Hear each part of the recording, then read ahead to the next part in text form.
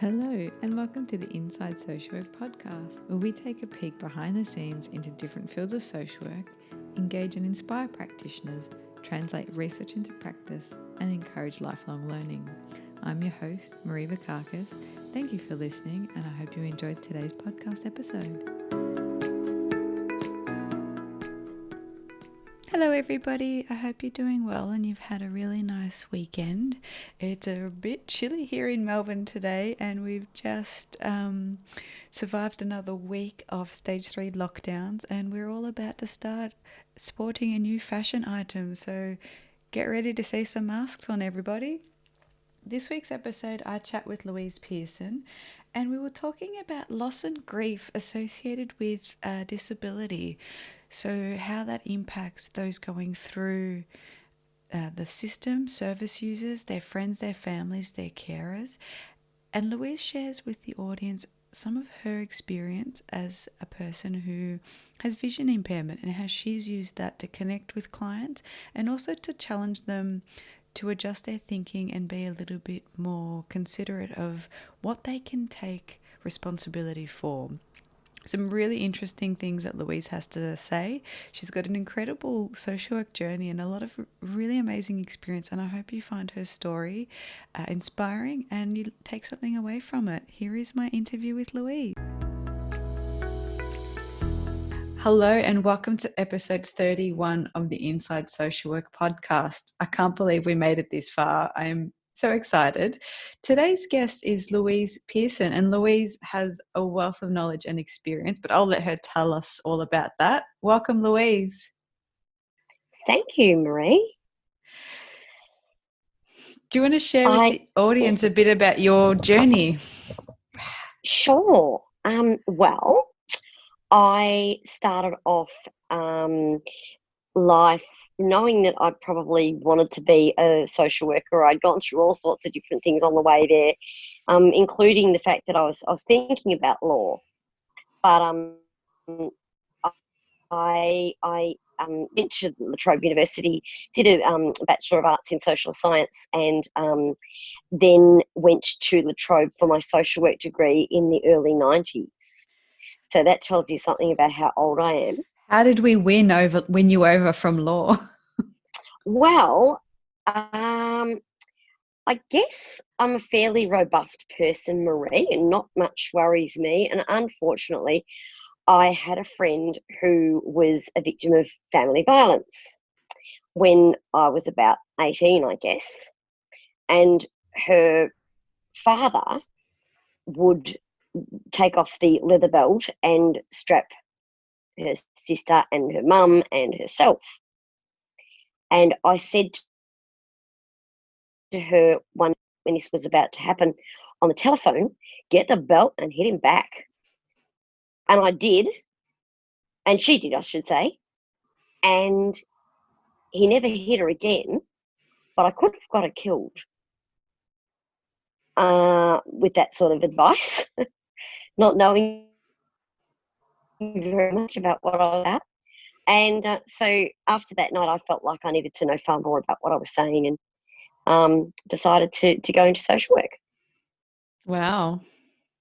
And so when I did, I then went off and did some volunteer work and worked for the Wire Women's Information and Lifeline and a couple of places like that. And that was really amazing education, I guess, as to what, people deal with and the difficulties that people have.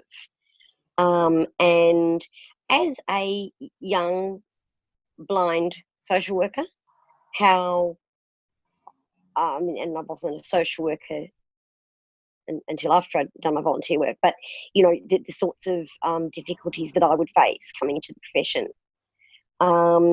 And so when I qualified as a social worker, I thought that I was going to save the world from domestic violence.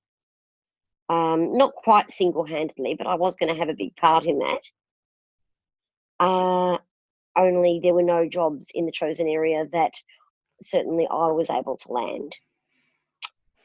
And I applied for a position, not really wanting it, with the Epilepsy Foundation. 4 days a week. And I was 10 months into our graduation year. I was at the same time finishing off my arts degree. So I actually, unfortunately, didn't qualify as, or fortunately, didn't qualify as unemployed. But I wasn't the last person in our year to get a position. And I landed the job at the Epilepsy Foundation. And after I'd been there a couple of weeks, fell in love with its people. And because often it was little children dealing with epilepsy and parents trying to support them. Worked there for 7 years, and then I moved over to MS. And worked there 7 years for, is incredible in a job you weren't too fond of. yes, exactly. And then 15 years at MS almost. Wow. I know. And yeah, I guess my passion, which, I discovered, I guess, along was in terms, and I think there's always a story that isn't heard. There's always things that people have to talk about, and there's not enough space and not enough people listening. And I certainly feel that to be true in terms of disability, chronic illness, those sorts of things.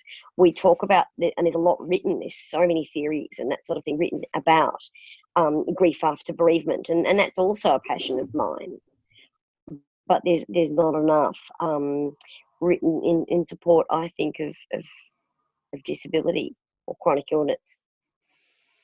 Before we talk a bit more about the disability and the grief and bereavement, just noticing the journey you had of wanting to start social work to work in a family violence capacity and then just taking whatever job you got.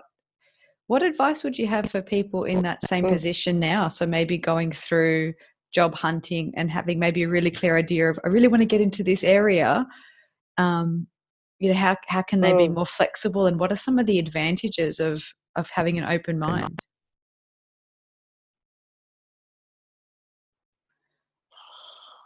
I think it was a growth experience I had to have. I'm a person with a disability myself. And so I was running scared from that sort of thing because everyone thought that I was going to go into social work to look after people with disability. And, we have misconceptions out there. And I'll tell you one misconception that I think is something that social workers who are wanting to do some counselling may need to know about, Marie, and that is that not everyone with disabilities wants to be around others with disability. You know, um, how often do you see people sort of, oh, but we found this great support group or this great peer support group for people? And what you need to do is to check with your client first to see if they're interested in that. So for me, it was the journey that perhaps I had to take because it taught me so much and taught me that, what I knew about disability was totally different to what people acquiring a disability later in life, or, I was supporting parents of children with epilepsy and family members and had all sorts of things, you know, the stories I could tell you, but happen along the way where for example, a family came in one day and there was mum and dad and there was auntie and uncle and all different people came in to discuss this particular child's epilepsy, and this man walked over to me and said to me, "Look, Louise, I'll pay whatever I need to pay. My nephew just can't have epilepsy." And so you're dealing with all sorts of reactions from people, and so I guess in terms of to the new graduates from today, or people who set off down the road thinking that they're going to go a certain way, sometimes the road less traveled or the road that we didn't think we'd travel on, just as interesting. Yeah, that's such a beautiful story, Louise. It's just, yeah. I mean, it has me thinking. I often tell the students I work with that when we're dealing or working with humans, we're going to have the full range of the human experience. So even if your passion lies, let's say, in mental health, and you end up working in a disability service, people with disabilities still have mental health. So you can still bring in Exactly. all those tools, even family violence. We know that families People with disabilities, yeah. with a child with a disability have higher rates of divorce and separation, and there's all those extra power dynamics, and you can still work with that lens or bring in a bit more of that area of interest into almost any role. You can, and it's interesting you say that, Marie. Speaking of that, I think sometimes just as I don't. I can say this, I guess, as a person with a disability myself. I'm totally blind, and that does not become my excuse for not living, not treating people nicely, not um, and I guess I've seen a gamut of that where people will say, I guess, can show signs of violence, can be aggressive or whatever, and almost the family puts up with that because of the disability. And so I think you're right that, as a disability social worker, maybe the family violence social worker doesn't get to see that, but that at different times I've seen that over the years. So you got to touch on some of the things that originally piqued your interest. Absolutely. I remember, and I can tell you a funny story that a family were going through a terrible time, and the young son, who was approaching 30, had epilepsy, and he would do things that he would just get angry with his life and his lot in life, and he and would be violent. And so on occasions, if mum didn't cook him the meal that he liked, he would do things like kick a hole in the crystal cabinet. And so they brought him into me at the Epilepsy Foundation many years ago. And one of the things that happened was that there was a whole family meeting, and there he was. And our office, in the office we're working in, was a huge MIMS drug guide. And they're like huge, big family Bible, really heavy books. And I was a little bit challenging of him at this particular time. So he picked up the book and held it above my head. And I could sense what he was doing. But what worked well for me was that he didn't know that. So I just kept talking, just didn't react. And he's standing there holding this book, and the book's getting heavier and heavier. And eventually he put the book down and sat down.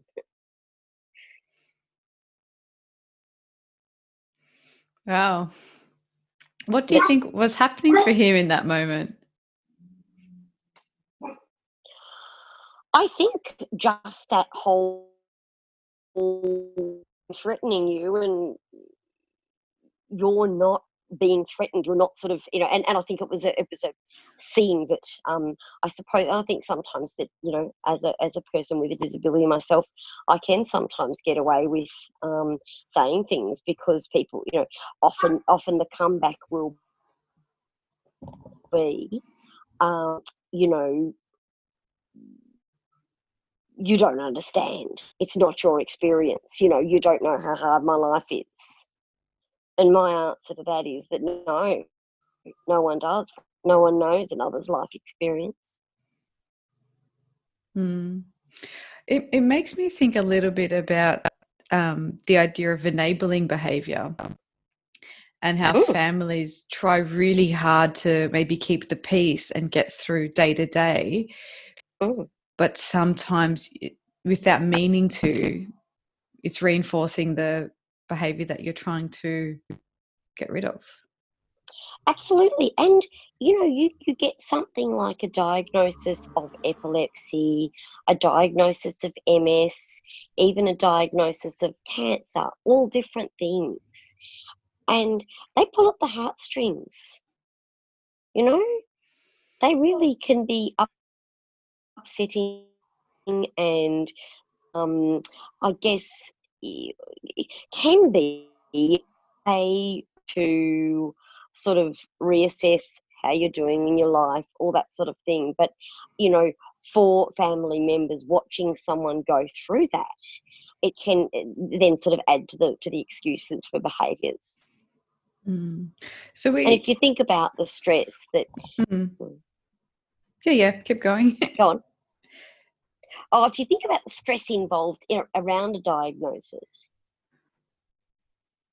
or around something like that, in a way, it's sort of going to bring out more of the sort of, or the maybe the reaction that we're not, or that we're wanting to curb. Mm.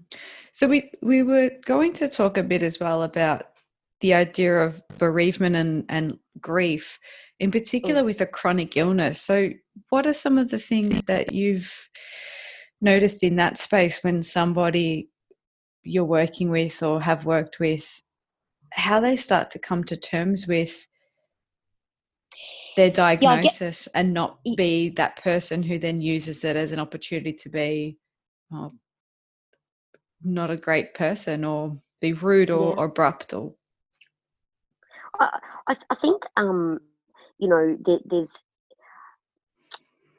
people talk about, there's all different grief theories, Marie, that people like.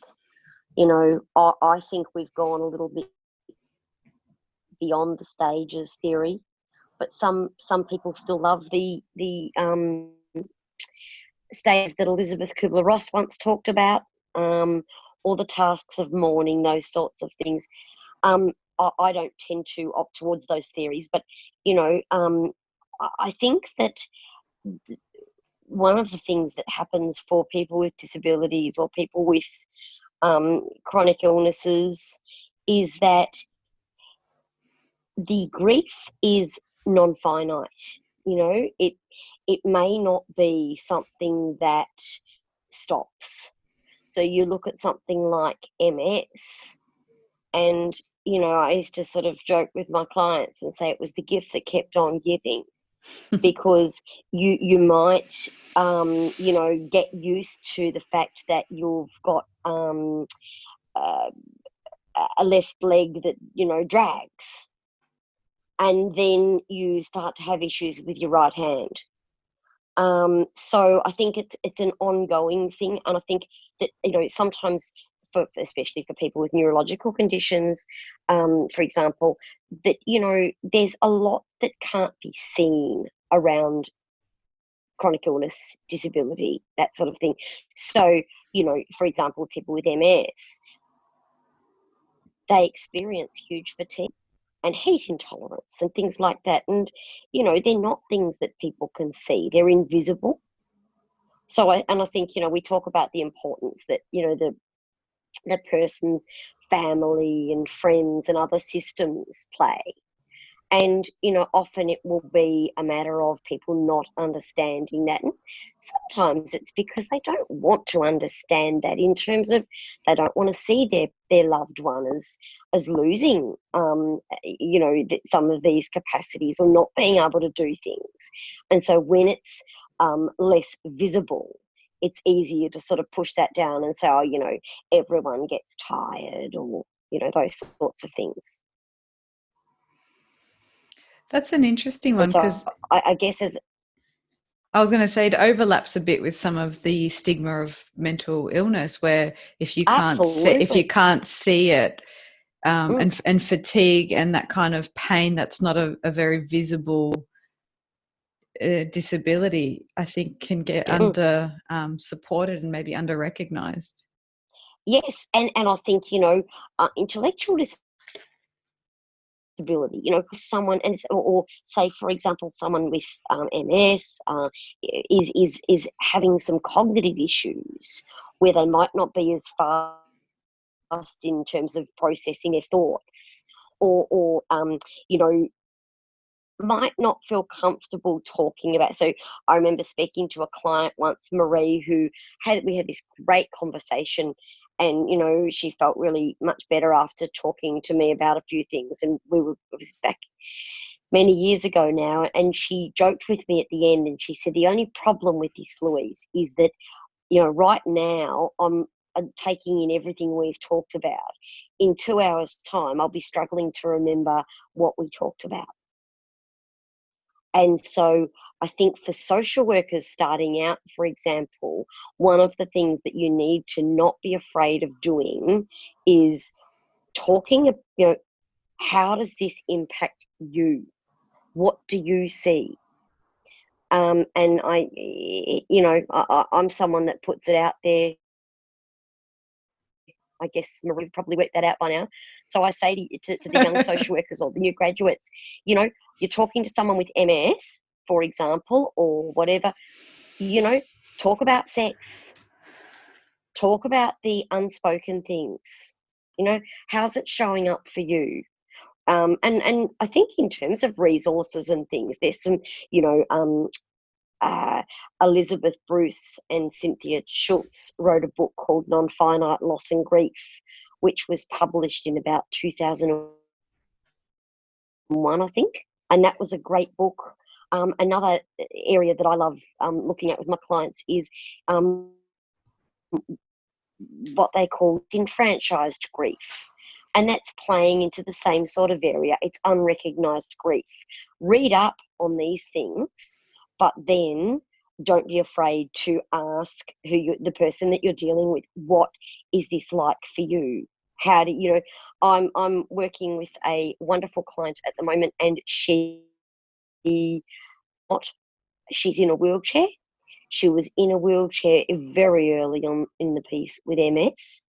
A lot of people don't use wheelchairs with MS, but she does. And she says to me, I don't like it when people constantly are asking me, why are you in a wheelchair? Now, as a blind person who's been blind for 50 years, I say to you, if you've got a question of me, ask it. So that's the difference in the experience. And so I guess, you know, if you can actually get someone to tell you, this is how I like to deal with it, this is what I talk about, this is what, you know, I don't feel comfortable with, or, you know, this is my experience, can really help them to feel heard.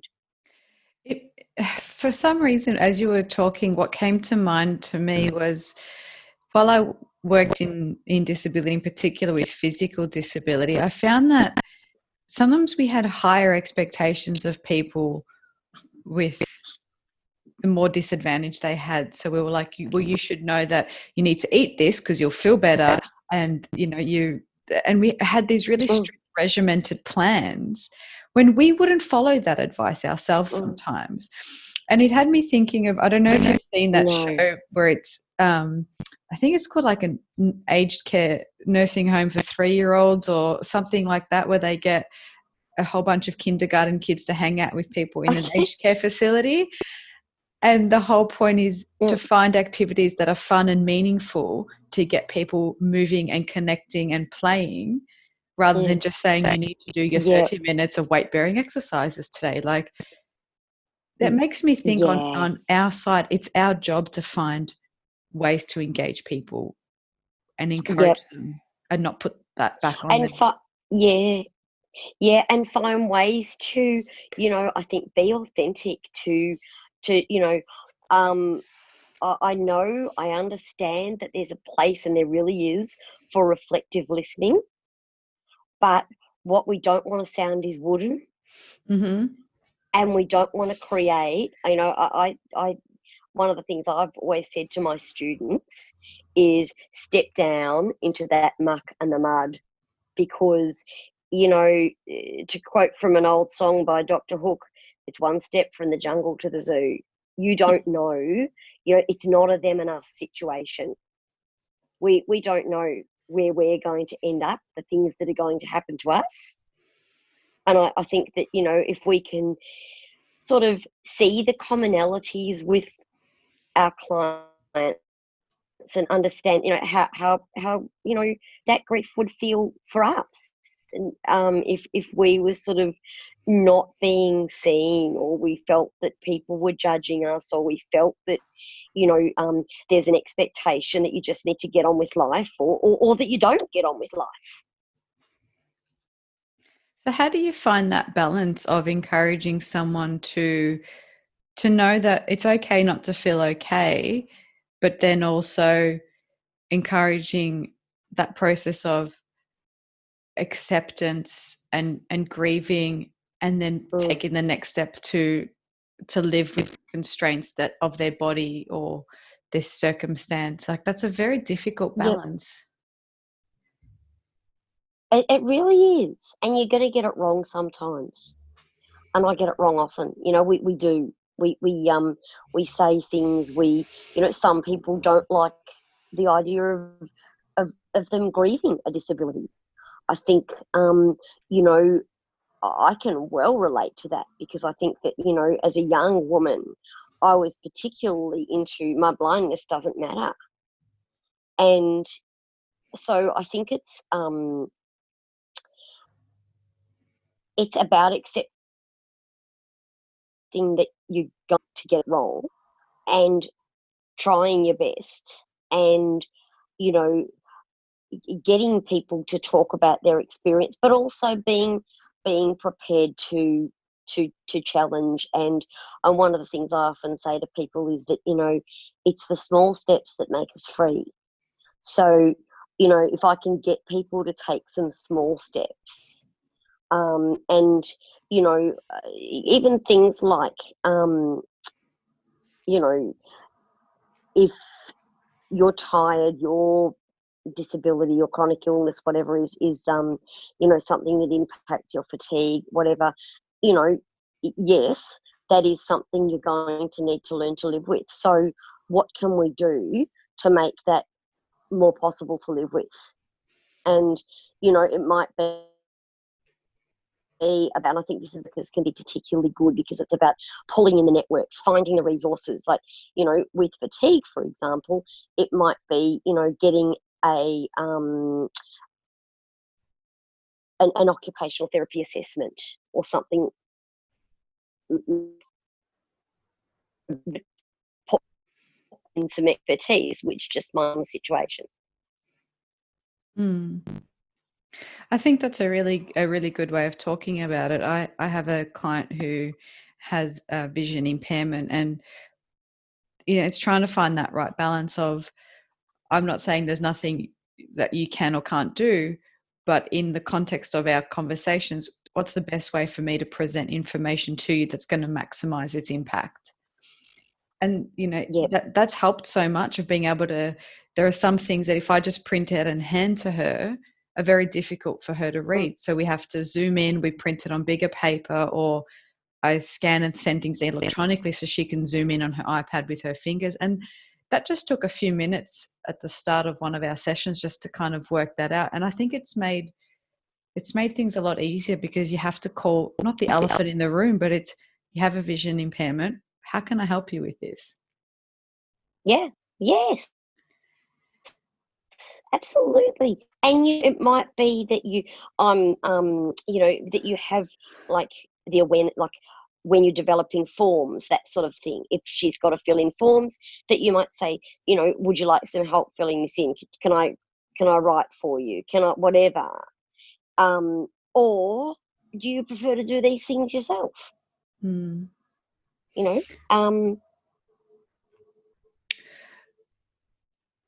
What advice would you give social workers to consider about reflecting on their own privilege? So it's been a topic that's been talked about a lot at the moment with race and gender, but there's so many other privileges, and part of that is also being able-bodied.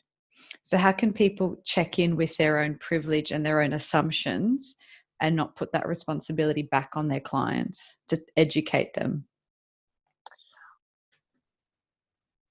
be prepared to get it wrong, but as a person with a disability myself, I'm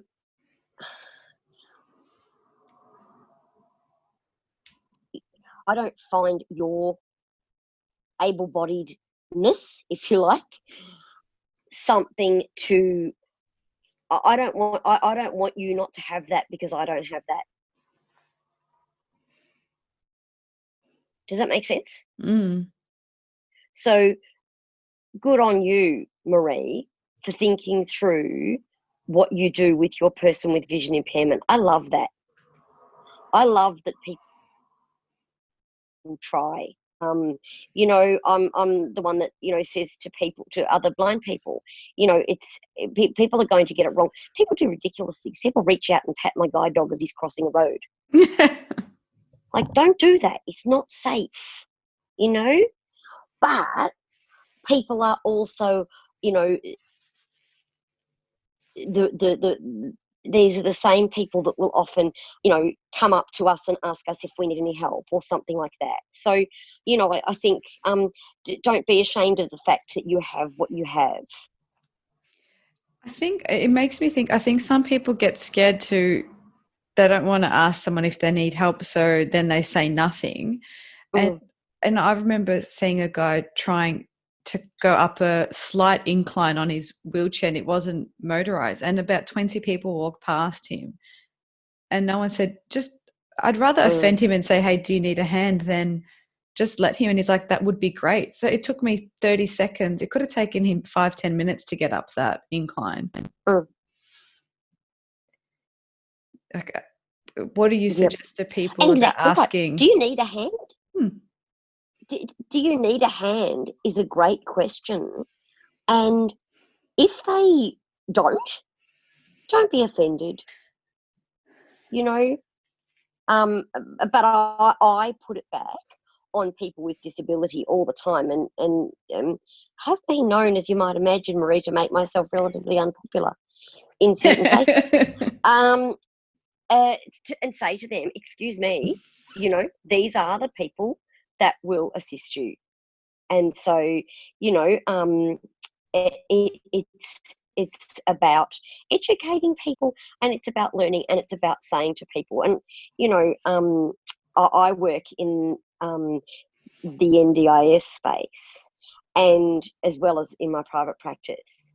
And, you know, so I'm always saying to my colleagues and to, you know, really anyone who listen, that we just need to, you know, see that person as who they are, and that their whole identity is not their disability, you know, or their chronic illness. One of my very good friends died of breast cancer 9 years ago. And when she was diagnosed with breast cancer, we were absolutely devastated. And I laughed because she rang me up a week later, to see you, and seen her times that week and all this stuff. And I said, she came over and she sat down in front of me, Marie, and she said, Louise, you're not talking about this, and you need to talk about it. And I said, I'm devastated. I can't talk about it with you because this is happening to you. And she looked at me blankly and said, well, who else are you going to talk about it with? And what she was saying was, she's still my friend. Yeah. And she was still my friend to the end, you know? And I think that's the thing too, that, you know, we, you know, I often say to people, if you're going to have a party, I'm probably not the best person to come over and help you set up, but I can make the sausage rolls. You find your way of contributing, and I think it's about sort of letting people do that. That's beautiful. So before we wrap up, and I'll put those 2 books that you mentioned in the show notes, are there any other resources that you would recommend to people who want to expand their knowledge, either in the disability space or in grief and bereavement, chronic illness? I think there's some, you know, in terms of resources, look at your, I love to hear from clients themselves. I love personal experience. I think it's one of the best ways we get education that really is very meaningful. So, look up your TED Talks and people talking about their experience. On my website, Marie, which is www.louisepearson.com.au, there is a resources section, and I've one of my favourite TED Talks in there for people to look at. And so I think there's things like that. And look at look at practice groups, look at supervision. I think supervision is very important because some of these things dealing with, I can joke about it with you this morning, but some of these things that we're dealing with, they'll touch your heart and they'll break it. And one thing I would say to you as a social worker is the day they don't break your heart is to hand back your degree. It's okay to be sad. It's okay to be affected by our clients. If we're not, there's something wrong, I think. And so if you are impacted, then you need to talk about it. And, and especially we've all sort of been young social workers, whether we did it later in life or whether we did it when we were young, we're still young social workers. And so there are lots of places like hospitals and different sorts, child protection is your last podcast, or one of the last ones. I think it was the last one that you did. Yeah, Fantastic. that came out yesterday. Yeah. But I have a look at it, guys. But yeah, that often there's not the space in that environment for people to really debrief. And I think debriefing is very important. So, I'm thinking about doing something like starting a peer supervision group, because this year I've expanded my practice. So I see clients for counselling on a Saturday and a Monday, and I do online work. And, it can be a bit of a lonely experience in private practice. So I think it's about sort of building our networks. Beautiful. Thanks so much, Louise. And I'm sure we could do another episode on disability, and there's just so many beautiful things to talk about on that. So thank you so much. Oh, thanks for having me. It's been lovely to talk to you. Thanks, Louise. Thank you for listening to today's podcast. Be sure to check out the show notes for today's episode's resources, and don't forget to click subscribe and review us wherever it is you get your podcast.